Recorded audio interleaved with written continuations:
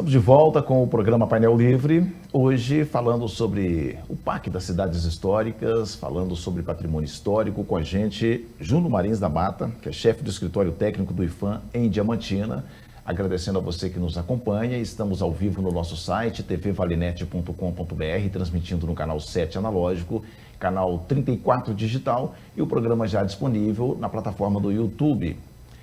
Juno, vamos falar um pouquinho desse conflito de público-privado, Ótimo. Porque a gente falou no bloco passado sobre igreja, por exemplo, né? É o espaço, aí você vê a linha tênue entre o público e o privado, né? Mas pertence à Mitra. Sim. Né? Até onde o IPHAN tem interferência nisso? Por exemplo, alguém que tem uma casa no centro da cidade, até onde o IPHAN pode atuar com relação a essa relação do privado? Perfeito, isso é ótimo você falar isso. Porque a figura do tombamento, que é essa figura que tem o poder, né, vamos dizer, do Estado intervir nas cidades históricas, nas edificações históricas, tem que ser pensado com o conflito ou a convergência com o uso.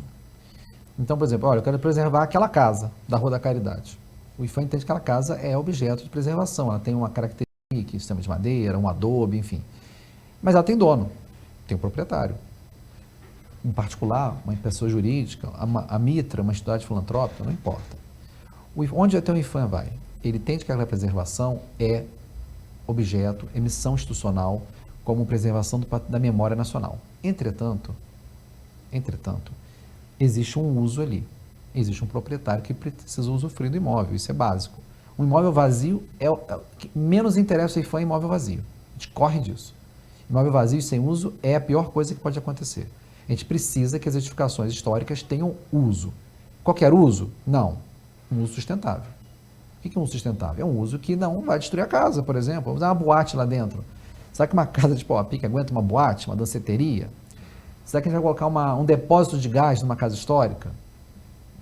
Não é por aí. Aí não funciona. Aí não tem jeito. Então a gente precisa que uma casa histórica tenha uso, naturalmente, de moradia, de comércio local, enfim. Mas o uso da casa tem que se adaptar ao imóvel histórico e não o contrário. O imóvel se adapta ao uso. Então, se já existe um uso lá consagrado, ele permanece, naturalmente. Residência, comércio, seja o que for. Instituição pública, igreja, religião, naturalmente. Agora, alterações de uso, elas precisam ser avaliadas se vão interferir na casa. Então, o IPHAN não faz gestão do uso do imóvel. Eu não digo, eu não dou alvará, a prefeitura não dá alvará, perdão, o IPHAN não dá alvará de comércio, quem dá é a prefeitura. O IPHAN vai analisar o seguinte, olha, esse comércio, isso que você quer fazer nessa casa, vai causar prejuízo à edificação?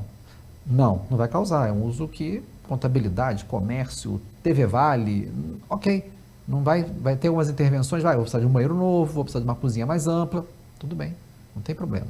Não, eu preciso derrubar a casa e fazer outra com 2 andares. Não, então esse imóvel não serve para esse uso que você precisa. Vai ter que procurar outro imóvel. Aquele imóvel não consegue comportar esse tipo de uso. Então, esse conflito que a gente fala, isso que você colocou, essa necessidade de convergência de interesses. O IPHAN entende que a necessidade da preservação é uma missão institucional, uma obrigação legal de todo mundo, mas a gente precisa entender que a pessoa tem uma pessoa ali dentro, uma pessoa, uma família, uma instituição ali dentro, que a gente vai, dentro da nossa legislação, colaborar para ajudar caminhos de se fazer um uso sustentável. E aí, esse ano, em junho, por exemplo, a gente publicou a portaria 176 de 2024, que é uma portaria que só trata de Diamantina, só Diamantina. Então, ela tem o quê? Os critérios de diretrizes de intervenção nos prédios históricos.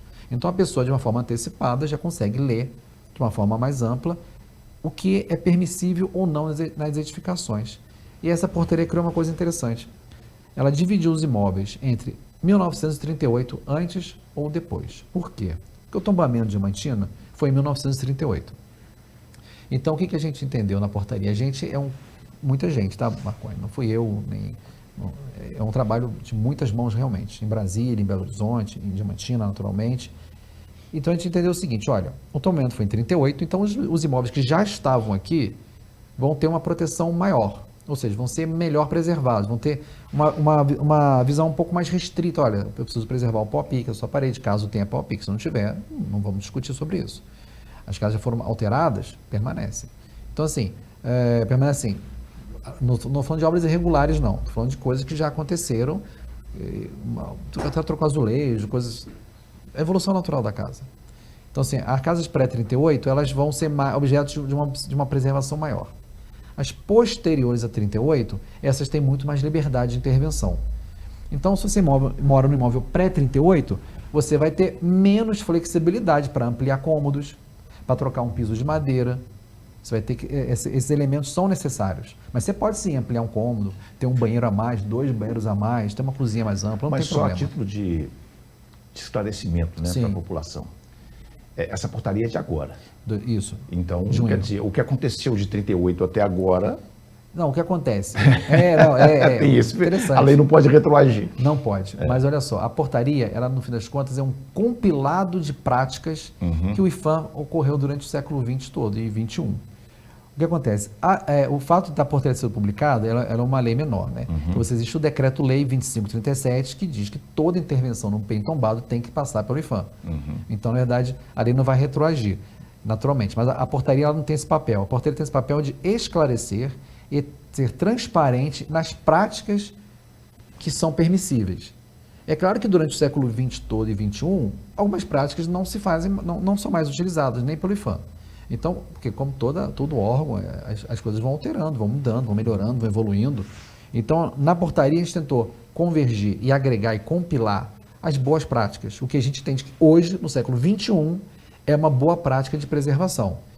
Mas a questão da retroatividade é o seguinte: o Decreto-Lei de 1937 já dá a prerrogativa que toda intervenção tem que ser aprovada no IPHAN.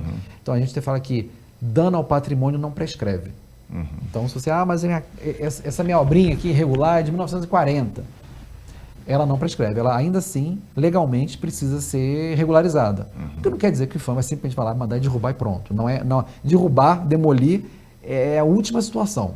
É a última. Antes dela tem várias possibilidades de adequação. Isso aí é uma minoria, é um grão de areia. É um grão de areia. Pequeno. Nós temos aqui em Diamantina um perímetro de tombamento com cerca de 1.350 imóveis. É um número bastante considerável. Nós temos, assim, em atos de fiscalização, problemas judiciais, esse tipo de coisa, é menos de 5% desses imóveis. Para você ter uma dimensão, com a cidade ordeira, com a cidade gosta do seu patrimônio e não tem conflitos com a gente. Então, assim, claro que tem um caso aqui, uma colada, esses menos 5% que eu te falei, que é menos de 5 ainda.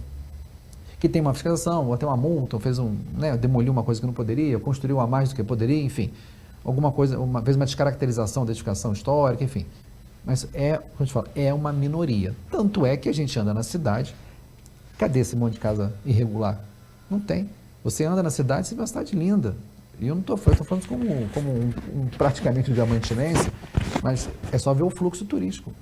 É só ver o comentário da cidade, é só ver como é que a cidade é envolvida, como é que a cidade é representada. E um cuidado, né? Todo mundo quer fazer uma pintura, deixar a casa bonita. Isso é bem peculiar do nosso... Sabe quem preserva mais do que o IPHAN? É o morador. Ele é o verdadeiro entidade de preservação, é o morador.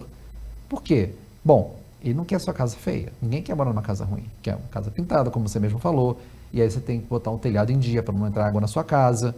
E tem um orgulho diamantinense, Marconi, que eu aprendi aqui. As pessoas falam aqui, a gente brinca lá de onde vem, a gente fala de boca cheia, que é diamantinense, que gosta de preservar, e que é isso mesmo, que aquela casa era do avô dele, do pai dele, e conta as histórias todas. Então, assim, um atendimento lá de um diamantinense que a gente vai brincar raiz, tem que levar mais de 1 hora, porque eu tenho que explicar todo o contexto dele. E é sensacional, porque aí você vê como é que a preservação está intimamente ligada no cidadão. E não é uma coisa estatal. Olha, um governo federal veio lá do céu, pousou igual um disco voador, mandou preservar e foi embora. E o diamantinense ficou assim, o que eu faço agora? Não, ele está ali preservando. Eu vou te falar que muitas ações de preservação, obras de conservação, manutenção, são feitas não porque o IPHAN está exigindo, a maior parte, 99%, não é porque o IPHAN está mandando você consertar a sua parede, é a iniciativa dele. Se eu passasse que agora você um gráfico ali de entradas de demanda na nossa unidade, no escritório técnico, a grande maioria, mais de 90%, é requerimentos, pessoas pedindo para consertar, para reformar, ver qual é a cor que pode e que não pode, se pode trocar o tipo de telha, se pode botar uma calha de tal jeito, se pode fazer uma melhoria, só melhoria. Então, tipo assim, a grande demanda... Então assim, estou falando de forma estatística. Se eu pegar o que acontece lá no dia a dia do nosso escritório, menos de 10% é problema do tipo, olha, fulano construiu onde não podia, vai ter que fazer vai ter que notificar o camarada e tal. Isso é a minoria. A maior parte do nosso trabalho é analisar. É o Marconi que pediu para fazer um acréscimo construtivo, a Dona Maria que precisa fazer uma ampliação, seu José que precisa trocar um piso. Então, para você ver que existe, de forma natural, uma preservação da cidade pelo próprio diamantinense, pelo próprio morador. Não só diamantinense, né? Todo mundo que veio para cá e se sente como eu diamantinense. Júlio, a gente está em cima da hora. Esse papo está tão gostoso, né?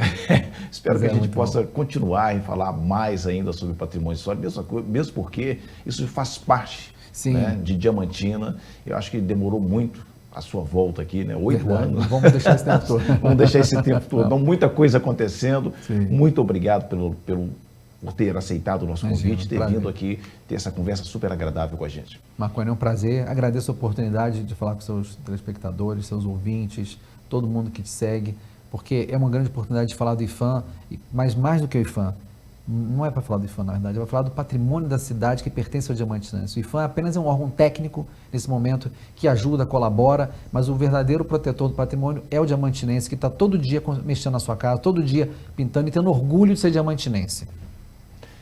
Tá aí, acho que a gente esclareceu muito, prestou um serviço. Quero agradecer a você mais uma vez pela audiência. Amanhã estaremos de volta com mais um programa Painel Livre. Obrigado pela sua audiência. Boa noite.